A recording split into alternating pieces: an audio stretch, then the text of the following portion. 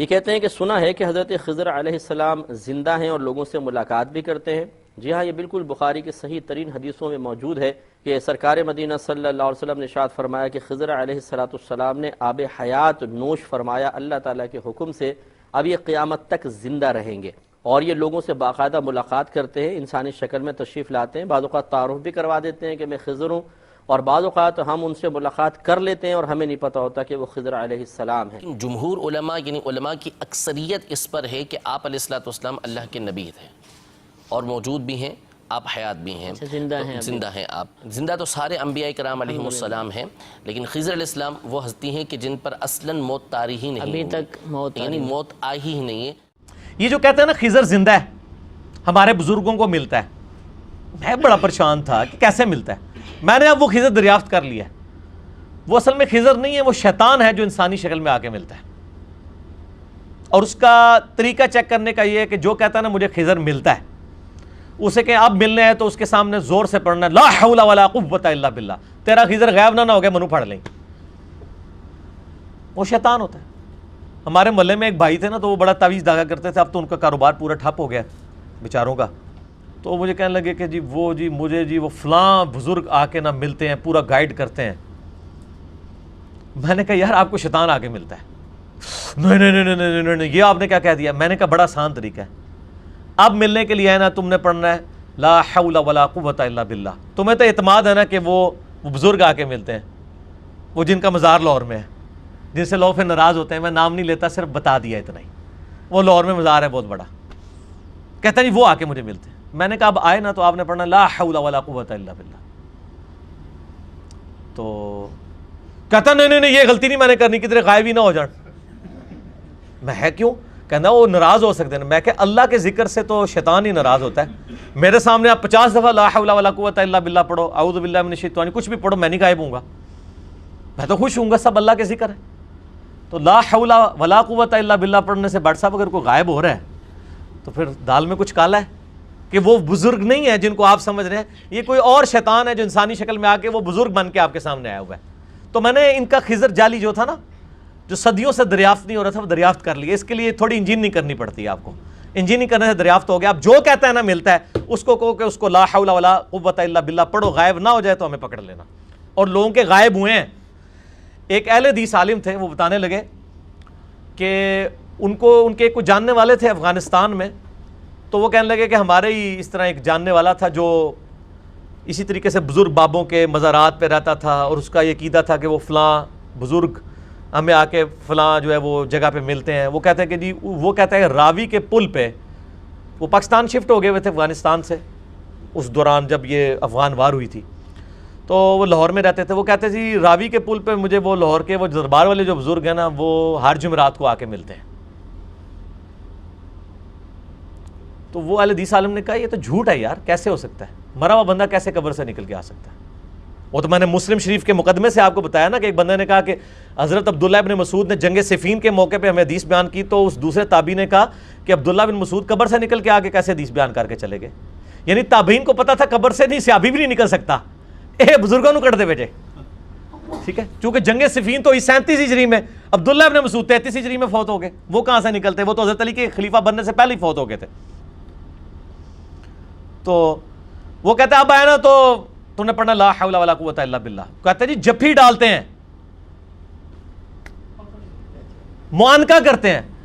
وہ کہتا ہے جی جناب وہ اب آئے شام کے وقت ملنے کے لیے، کہتا ہے جی جب اس بندے کا اپنا بیان ہے، کہتا ہے جی میں نے ان کو معانقہ کیا، اور معانقہ کرتے ہی لا حول ولا قوت الا باللہ پڑھا تو وہ چیخ مار کے بندہ غائب ہو گیا۔ اچھا اب بھی اس کو عقل نہیں آئی ہے، وہ آ کہتا مولوی صاحب تسی بزرگوں کو ناراض کر دیتا ہے۔ وہی بات ہے، وہ جیسے پروفیسر احمد فیر اختر صاحب نے بڑی پیاری بات کی، وہ کہتے ہیں ایک جگہ ایک لکڑی دفن تھی اور مزار بن گیا۔ لوگوں نے کہا کہ ہمارے سامنے یہاں پہ کچھ عرصہ پہلے کسی نے لکڑی دفن کی تھی، یہ مزار نہیں ہے۔ میں اپنے جیل میں ایسے مزارات جانتا ہوں جو بالکل جعلی بنے ہوئے ہیں، پوری زندگی کپڑے اتار کے لوگ پھرتے رہے ہیں، ان کے مرنے کے بعد ان کا مزار بن گیا، اب لوگ جاتے ہیں، ہم نے تو ان کو دیکھا ہوا ہے۔ اچھا وہ خیر قبر کشائی ہوئی، واقعی لکڑی نکلی اندر سے، اب لکڑی نکلنے کے بعد تو کوئی پیچھے چیز نہیں سی رہ گی نا، تو جو معتقد تھے وہ کہتے ہیں نہیں نہیں وہ بزرگ جو ہے نا برا منا گئے ہیں، وہ بے ادبی کے خوف سے کہ ان کی کوئی بے حرمتی نہ کرے اس وقت لکڑی بن گئے. ادھر تو کوئی علاج نہیں ہے نا پھر بھائی. آٹا گوندے ہلدی کیوں ہے؟ آٹا گوندتے ہوئے ہلتی کیوں ہے؟ تو یہ وہی بات ہے، مطلب آپ جو مرضی بنا لیں. تو یہ جعلی مسئلے لوگوں نے بنائے ہوئے ہیں. وہ خضر نہیں ہے، وہ شیطان انسانی شکل میں آتا ہے، اور یہ ان کو شرم کرنی چاہیے. یہ حضرت خضر کو ان کے مرتبے سے فارغ کرنا چاہتے ہیں. یہ بہت بڑا جملہ میں بولنے لگا ہوں. اگر حضرت خضر علیہ السلام آج زندہ ہیں تو نعوذ باللہ من ذالک وہ اپنی نبوت سے بھی فارغ ہو چکے ہیں اور اپنے منصب سے بھی فارغ ہو چکے ہیں اور اللہ تعالیٰ کے حضور مجرم ڈکلیئر ہو چکے ہیں. یہ بہت بڑا جملہ بول رہا ہوں میں، اس کو قرآن سے ثابت کروں گا. یہ قرآن نے پہلے ہی فتویٰ دیا ہے. سنیں سورہ آل عمران. یہ آیات قرآن پڑھ کے دیکھیں نا. سر قرآن تو اسی لیے نہیں نا ڈائریکٹ پڑھنے دیتے، کہتے ہیں قرآن نہیں ڈائریکٹ پڑھنا آپ گمراہ ہو جاؤ گے. تو میں نے چونکہ یہ آیتیں پڑھ لی ہوئی ہیں تو ان کی نظر میں گمراہ ہو چکا ہوا ہوں، لیکن کیا کروں. سورۃ الاعراف میں آتا ہے کہ جو گمراہ ہوتے ہیں نا ان کو ہدایت کا راستہ گمراہی کا راستہ نظر آتا ہے، اور جو گمراہی کا راستہ ہے وہ ہدایت کا راستہ. سنیں اعوذ باللہ من الشیطان الرجیم بسم اللہ الرحمن الرحیم. وَإِذْ أَخَذَ اللَّهُ مِيثَاقَ النَّبِيِّينَ سورہ آل عمران آیت نمبر 81 82 یہ دو آیات ہیں. اور وہ وقت یاد کرو جب ہم نے تمام نبیوں سے یہ عہد لیا تھا لما آتیتکم من کتاب و حکمہ، جب کبھی بھی میں تمہیں اپنی آیتیں کتاب اور حکمت یعنی نبوت دوں. ثم جاءکم رسول مصدق لما معکم، اس کے بعد تمہاری زندگی میں کوئی اور رسول آ جائے جو تمہاری کتاب کی تصدیق کرنے والا ہو. لَتُؤْمِنُنَّ بِهِ وَلَتَنْصُرُنَّهُ، تو تم نے ضرور اس رسول پر بھی ایمان لانا ہے اور اس کی مدد بھی کرنی ہے. یعنی اللہ تعالیٰ فرمایا جب میں تمام نبیوں کی روحوں سے میں نے عہد لیا تھا کہ جب میں کسی کو نبی بنا کے بھیجوں، کتاب دے کے بھیجوں، اور اس کے بعد میں اس کی زندگی میں کوئی اور رسول بھیج دوں، تو اب اس کی ذمہ داری ہے کہ ایک دوسرے کی مدد کریں اور ایک دوسرے پہ ایمان لائیں. جس طرح کہ حضرت یحییٰ علیہ السلام نے عیسیٰ علیہ السلام کی تصدیق کی. ایک ہی زمانے میں دونوں ہوئے نا. حضرت شعیب علیہ السلام، موسیٰ علیہ السلام اور بھی اس طرح پیغمبر، ان کی مدد بھی کرنی ہے، ان پر ایمان بھی لانا. یہ تعویل عام کے اعتبار سے، اور تعویل خاص کے اعتبار سے ہمارے نبی علیہ السلام کے کیس میں بھی ہوا. صحیح مسلم میں حدیث ہے کہ شب معراج تمام نبیوں کو وہاں پہ جمع کیا گیا اور نبی علیہ السلام نے ان کی امامت فرمائی. واقعہ معراج پہ مسئلہ 126 ABC میرا ریکارڈڈ موجود ہے. قال اقررتم، اللہ تعالیٰ نے فرمایا پھر اب انبیاء سے علیہ السلام، کیا تم اقرار کرتے ہو کہ تمہارے زمانے میں اگر کوئی پیغمبر آ گیا تو تم اس پہ ایمان لاؤ گے اور اس کی مدد کرو گے. وَأَخَذْتُمْ عَلَىٰ ذَلِكُمْ إِصْرِي، اور اس پہ میرا بھاری ذمہ اٹھاتے ہو. قَالُوا أَقْرَرْنَا، تمام پیغمبروں نے کہا کہ ہم یہ بھاری ذمہ اٹھاتے ہیں کہ ہمارے زمانے میں کوئی اور پیغمبر آ گیا ہم اس پہ ایمان بھی لائیں گے، اس کی مدد بھی کریں گے. سب پیغمبر مل کے چلیں گے. قالوا اقررنا، سب نے کہا اقرار ہے. قال فاشهدوا، تو اللہ نے فرمایا اب گواہ ہو جاؤ ایک دوسرے پر کہ تم سب نے یہ وعدہ کیا. وانا معکم من الشاہدین، اور میں بھی گواہوں کے ساتھ تم میں شامل ہوں. میں بھی گواہ ہوں کہ تم تمام نے یہ عہد مجھ سے کیا ہے کہ ایک پیغمبر نے دوسرے پیغمبر کے زمانے میں اس کی مدد کرنی ہے. ابھی بات ختم نہیں ہوئی ہے، اگلی آیت بڑی سخت ہے. فَمَن تَوَلَّى بَعْدَ ذَلِكَ، اب جو کوئی اس میرے وعدے سے پھر گیا، فَأُولَئِكَ هُمُ الْفَاسِقُونَ، تو ایسا شخص پھر فاسق ہو جائے گا.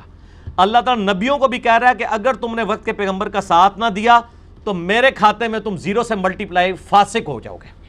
نبوت تمہاری ختم اگر تم نے یہ عہد توڑا. یہ ظاہر بفرض محال تھا، ایسا ہونا تو نہیں تھا. اب مجھے بتائیں، میں ان صوفیاء سے، ان کے ماننے والوں سے کہتا ہوں کہ حضرت خضر علیہ السلام تو تھے پیغمبر کیونکہ وہ موسیٰ علیہ السلام کے استاد تھے. آپ کے کیس میں وہ زندہ ہیں، آج تک زندہ ہیں، قیامت تک زندہ رہیں گے. تو نبی علیہ السلام کے ساتھ غزوہ بدر میں کہیں شامل ہوئے ہیں تو مجھے کوئی ضعیف روایت بتائیں. صحیح نہیں میں مانگتا، بہت بڑا چیلنج دے رہا ہوں، کوئی ضعیف ہی بتا دیں. غزوہ احد میں آئے ہوں، صلح حدیبیہ میں جب نبی علیہ السلام شہادت عثمان کے بدلے کے لیے جو افواہ مشہور ہو گئی تھی، صحابہ سے بیعت لے رہے تھے، اس وقت آ کے انہوں نے بیعت کی ہو کہ یا رسول اللہ قرآن میں میری تو نبوت لگنے لگی ہے سٹیک پہ، کیونکہ قرآن میں آیا تھا کہ جب نبی آئے گا اس کی مدد بھی کرنی ہے، اس کا ساتھ بھی دینا ہے، تو یا رسول اللہ یہ لے میں آپ کے ہاتھ پہ بیعت کرتا ہوں اور میں آپ کے ساتھ قاتلین عثمان سے بدلہ لوں گا، میں جو ہوں شہدائے بدر کا بدلہ لوں گا، میں شہدائے احد کا۔ کوئی ضعیف روایت آج تک تسی سنی؟ تسی کدے سنی ہوئے ممبراں تو؟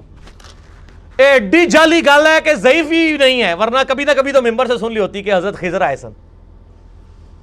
تو سر خضر کی نبوت نہ آپ چھنوائیں، اگر وہ تھے بھی تو وہ آئے تو کوئی نہیں ہے، اصل میں وہ تھے ہی نہیں، وہ اپنی طبعی موت مار چکے۔ یہ بالکل جھوٹا اور جعلی عقیدہ ہے، اور اس میں یہ دھونس لگانا کہ جی ابن حجر اسقلانی کا عقیدہ ہے، فلانے کا عقیدہ ہے۔ اور میرے بھائی آپ لوگ اتنے بڑے بڑے، ہم تو کہتے ہیں امام مالک کا قول ہے، ابن حجر تو 852 ہجری میں فوت ہوئے ہیں، امام مالک 179 ہجری میں فوت ہوئے ہیں، نبی علیہ السلام کی قبر مبارک کی طرف اشارہ کر کے کہتے تھے اس صاحب قبر صلی اللہ علیہ وآلہ وسلم کے علاوہ دنیا میں کوئی ایسا شخص نہیں ہے جس سے اختلاف نہ ہو سکے، اور کوئی ایسا شخص نہیں جس کی ہر بات مقبول ہو سوائے ان کے، ان کی ہر بات مقبول ہے، باقی ہر شخص سے اختلاف رائے بھی ہو سکتا ہے، بات مردود بھی ہو سکتی ہے۔ صحابہ کے آپس میں اختلافات ہوئے نبی علیہ السلام کی احادیث کی روشنی میں، کچھ ٹھیک تھے، کچھ نے اپنی غلطی کے اوپر رجوع کر لیا۔ مسئلہ 197 میرا اس کے اوپر دیکھ لیں جسے شوق ہو۔ تو میرا خیال ہے حضرت خضر علیہ السلام کے بارے میں جو کچھ بھی انہوں نے پوچھا تھا وہ میں نے بتا دیا الحمدللہ۔